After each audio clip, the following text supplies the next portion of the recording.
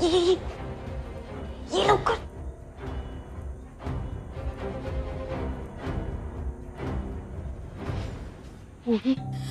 मला खूप भीती वाटते. बाबांनी आपल्याला बघितलं नसेल. अगं तुझ्या बाबांनी नाही बघितलंय आणि तू काय एवढी घाबरतीयस? तू विनर आहेस, विनर. आपण जिंकलो. ओवी काय करतेस? चल लवकर. ठीक आहे, कोणी नाही इथे. तू चल बाई लवकर. ओके चल.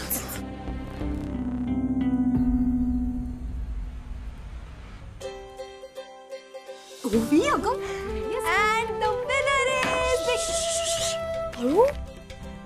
The winner is Nishigandha kho. So कसं वाटतं? खरं सांगू, आईला डान्स करताना जेवढा आनंद झाला होता ना, तो आनंद मी आता अनुभवतेय. निशी मला खूप छान वाटतं. I am so proud of you. And you know, आज ना तुला खेळताना बघून मला माझ्या मॉमची खूप आठवण आली. नाही, मी रडणार नाहीये. मॉमला वाईट वाटेल. अँड आय नो मॉम आज खूप हॅपी असणार आहे. यु नो मॉम, हे सगळं आहे ना, सगळं निशीमुळे झालंय. तिच्या डिसिजनमुळे. वेडी. एक मिनिट. हे घे. हे का? हे सगळं तुझ्यामुळे शक्य झालंय. नाही, तू समजून घेतलंस, तू ओळखलंस स्वतःला म्हणून हे झालंय. तू जिंकलीस आणि तू हे कमवलंयस निशी. हे क्रेडिट माझं नाहीये, तुझं आहे. पण खरं सांगू, मला ना खूप भीती वाटत होती. म्हणजे दादांचं नाव घेतलं ना, हे बघ माझ्या छातीत अजून धडधडतंय. हो मग निशी,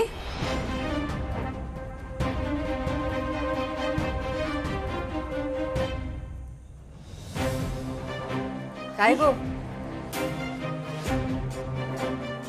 कुठे कुठे गेला होतात गावात? सोनं वाटायला गेलो होतो. मग वाटलात सोनं?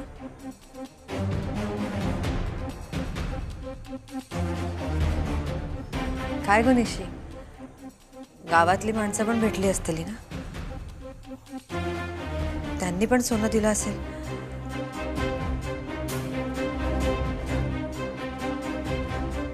सोनं आणलास?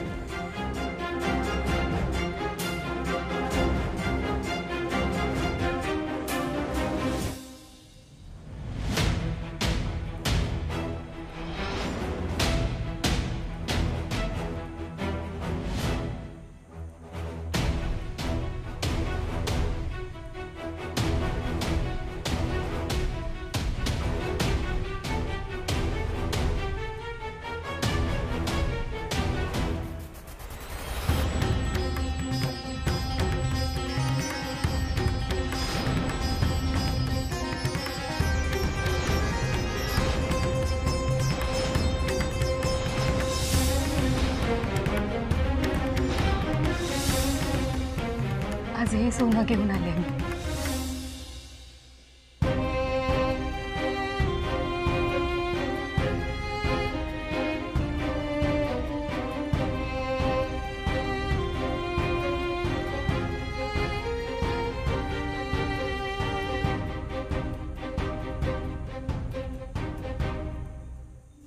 आई, मन मोकळं झालंय ग माझं आज. मी खेळताना मला किती आनंद होत होता ना, हे मी नाही सांगू शकत शब्दात. कदाचित त्या दिवशी तुझे पाय थिरकल्यावर तुला जो आनंद झाला होता ना, तोच आनंद असेल. आई, मला माहितीये मी चुकले. मला माफ कर.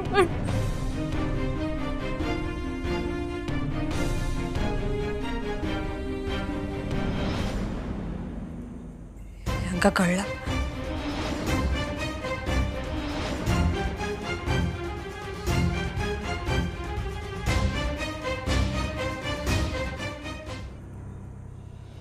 सिनू, तुला कोणी कळवलं रे आपल्या शेतामध्ये डुकरं शिरली कोणीच नव्हतं.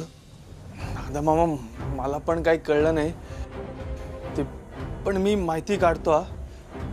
कदाचित ते शेजारच्या शेतात घुसले असतील डुकर.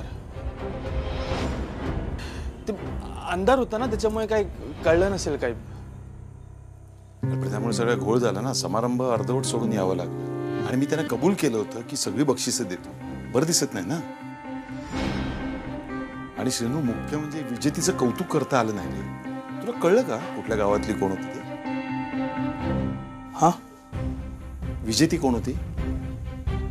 नाही नाही मला काय माहित नाही. मला कसं माहित? दादा मामा पण तू का विचारतोयस?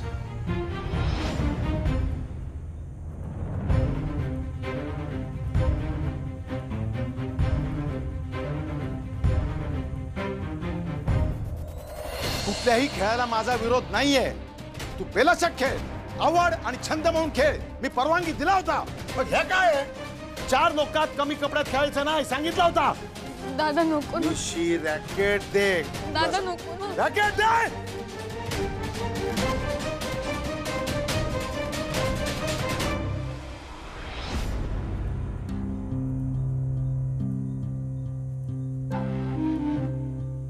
किती अभिमानाची गोष्ट असेल ना त्या मुलीसाठी आणि तिच्या आई वडिलांसाठी. पण या परदेशी खेळाबरोबर येणारी जीवनशैली घरात घुसू देणं खूप घातक असतं. पण कधी कधी त्यासाठी कठोरपणा घ्यावा लागतो. मुलांच्या भल्यासाठी कधी कधी कठोर होणं गरजेचं असतं. दादा मामा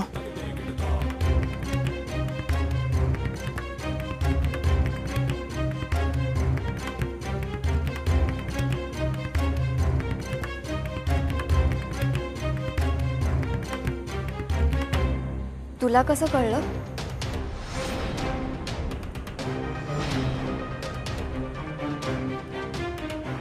छाया आली होती. तिने सांगितलं.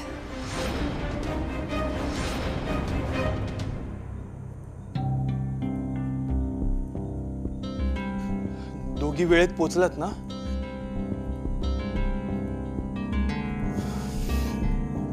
उमाई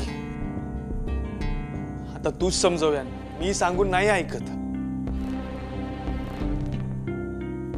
आज तिकडे मी आज सगळं अंगाशी आलं असतं.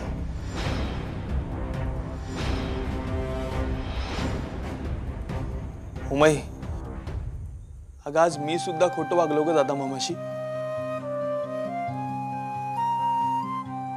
आणि हे सगळ्यांना हिच्यामुळे होतंय.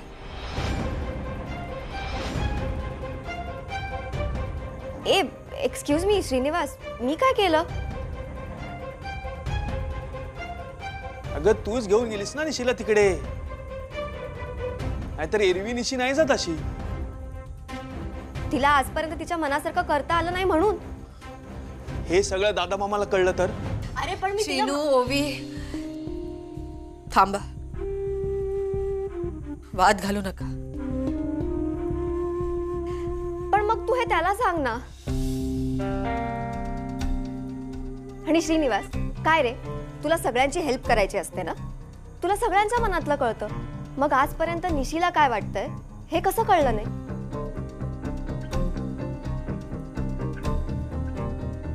आय नो तुला तुझ्या दादा मामाचं सगळं ऐकायचं असतं. पण घरात इतरही माणसं राहतात ना. तुला जर हे सगळं पहिले कळलं असतं ना तर कदाचित निशी ह्या आधीच खेळली असती. पण तू ते नाही केलंस म्हणून मी तिला घेऊन गेले. आणि निशी बेस्ट प्लेअर आहे. She should be a badminton player. आणि आपण तिला हेल्प करायला हवी ना तिचं ड्रीम अचीव करण्यासाठी. तिला खूप छान खेळायचंय. तिला आवडतं खेळायला.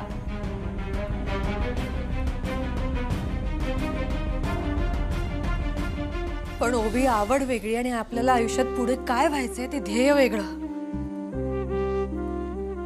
हे बघ, तुझा हेतू चांगला होता, पण या घरात काही गोष्टी कधीच चालणार नाहीत, हे तू समजून घे.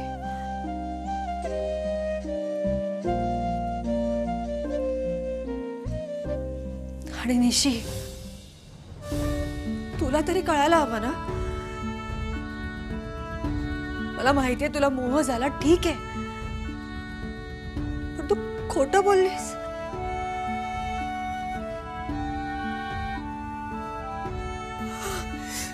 आई, नको ना मला कठोर वागायला लावूस. निशी, तुला माहितीये हे या घरात कधीच चालणार नाही. आणि खोटं बोलून, वडिलांना फसवून काहीही केलेलं मला चालणार नाही. त्यांची तत्व, त्यांची लेख, त्यांचा अभिमान आहे. त्याला कधी तडा गेला ना तर ते दुखावतील, आणि हे मी कधीच होऊ देणार नाही.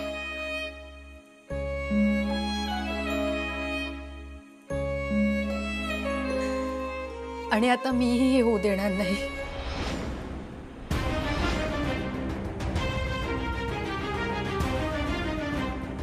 मला माहितीये मी चुकले, त्यासाठी मला माफ कर, पण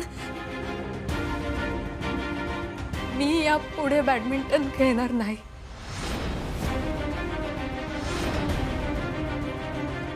निशी, हो, दादांच्या मनाविरुद्ध मी काही करणार नाही.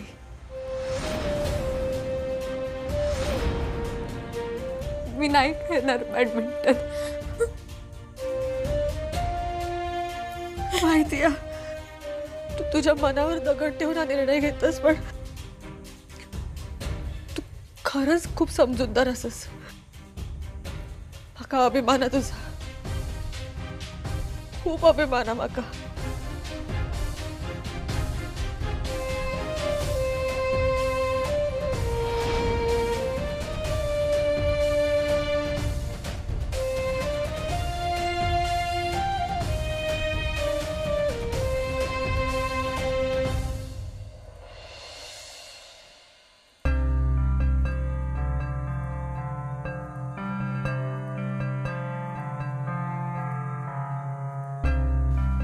निशी,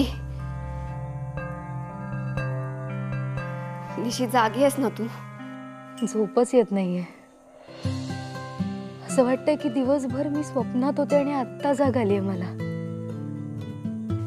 निशी, हे बघ, स्वप्न पूर्ण करण्यासाठी ना पाऊल पुढे घ्यावं लागतं. असं मागे वळून कुठलीच स्वप्न पूर्ण होऊ शकत नाही. उभी बास झाला आता. आज खेळलं ना मी बॅडमिंटन, मग आता बस झालं. तर यापुढे मी नाही खेळणार आहे बॅडमिंटन. मला कोणालाही दुखवायचं नाही आता. निशी, असं कसं बोलू शकतेस तू? उभी, प्लीज. हे बघ, मी तुझं ऐकलं की नाही, आता तुलाही माझं ऐकावं लागेल.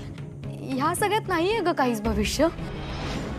आणि दादांना स्पर्धेसाठी लागणारे ते किट वापरून, ते कपडे घालून खेळलेलं नाही आवडणार.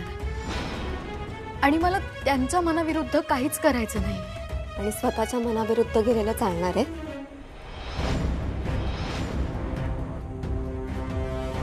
बाईचा जन्मच त्यासाठी असतो ग. आपल्यापेक्षा ती कुटुंबाचा जास्त विचार करत असते. ती ना धागा असते प्रत्येक कुटुंबाला जोडून ठेवण्यासाठीचा. आणि मला तो धागा बनायचाय, ज्यामुळे सगळं कुटुंब जोडून ठेवलं जाईल.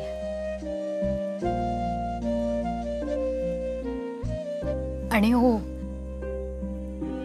थँक्यू सो मच आजचा दिवस मला दाखवल्याबद्दल. कारण हा दिवस आता परत कधीच येणार नाही.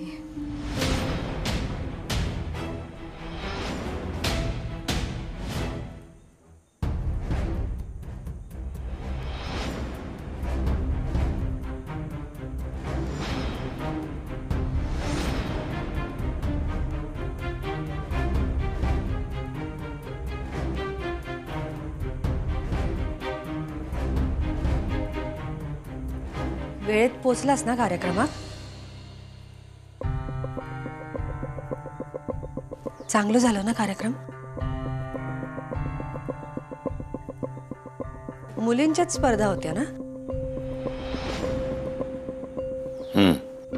चांगला. नाही तसा नाही, म्हणजे मुलींच्या प्रगतीसाठी आता एवढा सगळा होऊ लागला तर खरंच चांगला आहे ना. आधी पण स्पर्धा व्हायच्या, पाककृती स्पर्धा, रांगोळी स्पर्धा. आपल्या मंजून नाही का एकदा भाग घेतला नव्हतो, बक्षीस पण मिळालं होता. आठवतं तुमका? तुमच्याच हातून बक्षीस मिळालं होतं त्या का?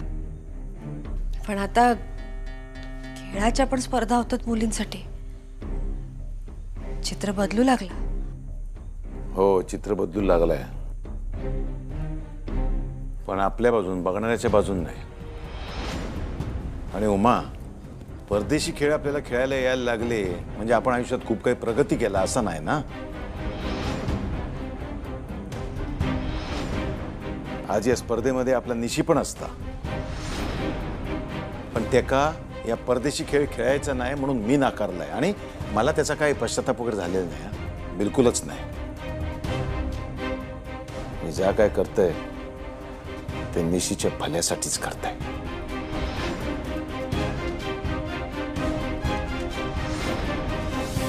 होय गेले काय माहित.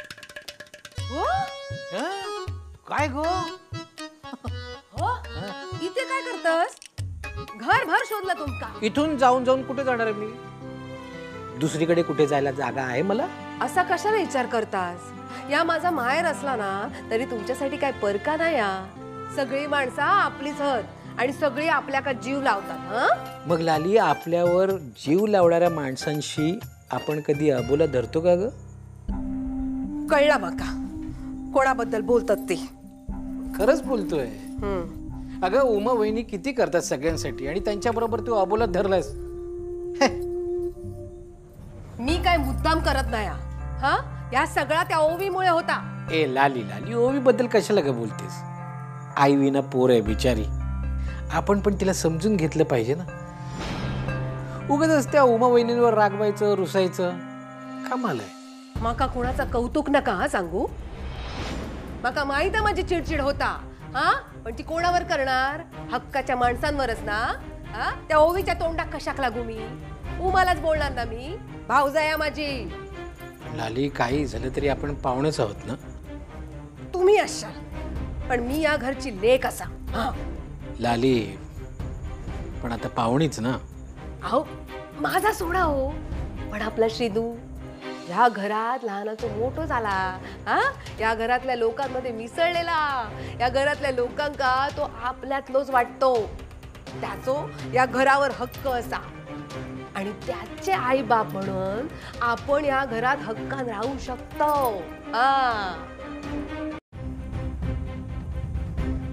आणि उमा, हे असं आडून आडून विचारण्यापेक्षा थेट विचार ना. आपल्या इतक्या वर्षाच्या संसारात इतकं तर ओळखतोस ना तुमका, हो ना? नाही तसा काय नाही. तुम्ही आपल्या निशीच्या चांगल्यासाठीच निर्णय घेतलास आणि तुमच्या निर्णयावर मला अजिबात शंका नाही. आणि शंकाही घेऊ नका, विश्वास ठेवा माझ्यावर उमा. आपला निशी या परदेशी खेळ खेळणार नाही आणि आपला निशी माझ्या शब्दाबाहेर जाणार नाही याची मला पूर्ण खात्री.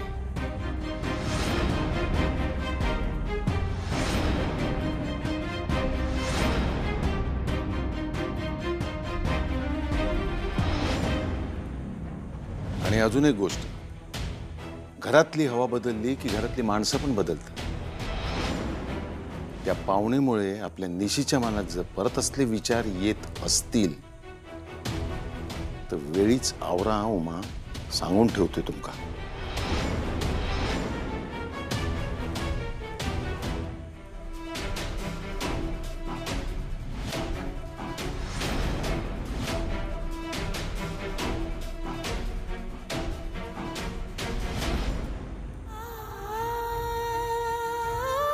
ओवी, तू माझ्या निशीक त्याच्या स्वप्नांसाठी झटूचा बळ देतस,